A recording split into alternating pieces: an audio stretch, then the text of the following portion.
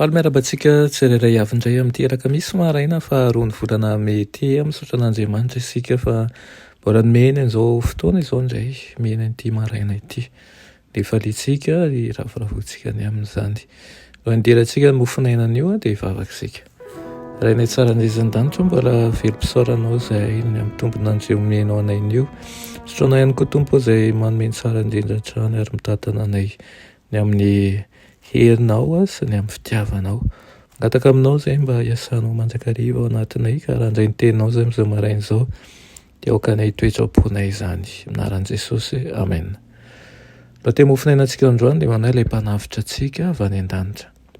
Naraina amin'ny Filipiana toko 2:2-5 manao hoe izay na dia manana ny endrik'Andriamanitra aza dia tsy nataonao zavatra hifikirana mafy ny fitoviana amin'Andriamanitra. Amen.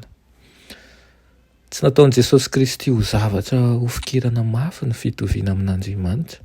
Koa satria ny maha-Andriamanitra irery no mahomba amin'ny famerenana ny olombelona amin'ny laony ny taorian'ny kaikitra misy ny poiziny menarana dia nandray ny toetry ny olombelona Andriamanitra ho amin'ny zanan'ilay tokana. Ary tao amin'ny fahalemeny maha olona no niazona ny toetra an'Andriamanitra ka niarovan'ny lalàny masina tamin'ny fomba rehetra sy nandraisany famaizan'ny fahatezerana sy ny fahafatesana noho ny amin'ny zanak'olombelona.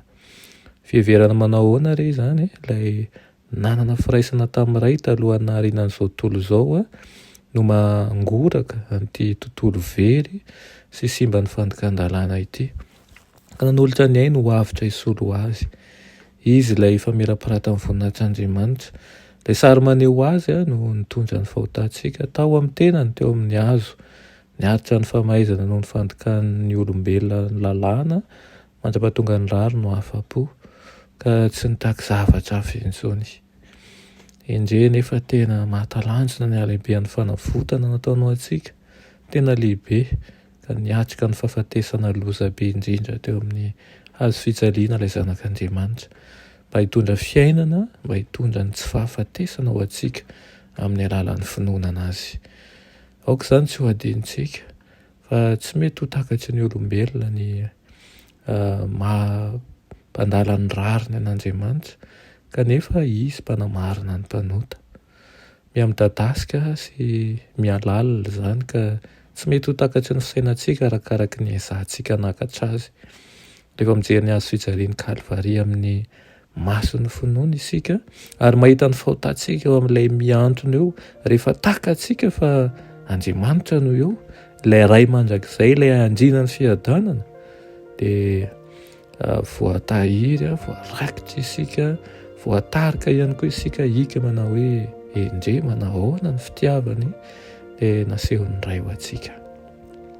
Rehefa hain'ny olombelona ny mamantatra ny toetra ambonin'ny Andriamanitra, tompony maro sy ny manavaka ny maha-Andriamanitra mandrakizay azy amin'ny maha olona voafetra izay voafatan'ny halehiben'ny sorona nataon'ny lanitra mba hampiarenana ny taranak'olombelona hiala eo amin'izay nahalavony ho tonga ankonan'Andriamanitra amoy amin'ny maha-Andriamanitra ny Kristy ary mitondra ny fahotan'izao tontolo izao izy lasa mpanelanelana antsika eo anaty an'Andriamanitra iray mba ahafahany mandray antsika indray ao amin'ny lapan'ilay raintsika. Tsy misy olo afaka hanana fitiavana mihoatra an'izany fa tena lehibe tokoa ny fitiavan'Andriamanitra antsika dia raisa izany fifaliana ho anao, fanantenana ho anao.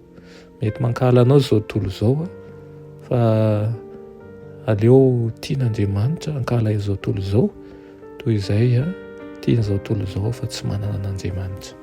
Dia mba ao aminao sy ny tokantrano sy ny fianakaviana misy anao rehetra ny izany. Amen. Hivavaka isika rainay tsara andrizan-danitra mbola velom-pisaoranao izahay ny amin'ny fitiavanao. Misaotra Tompo ny amin'ny sorona nataonao teo Kalvaria, ampio izahay tsy hanadino fa hitodika izany hatrany amin'ny fanapahan-kevitra rehetra izay raisinay ka handray ny famonjena avy aminao ary koa hanamafy ny famonjena izay famindraisinay aminao isanandro ka hifidy ny lalana tsara izay. Anaran'i Jesosy, amen.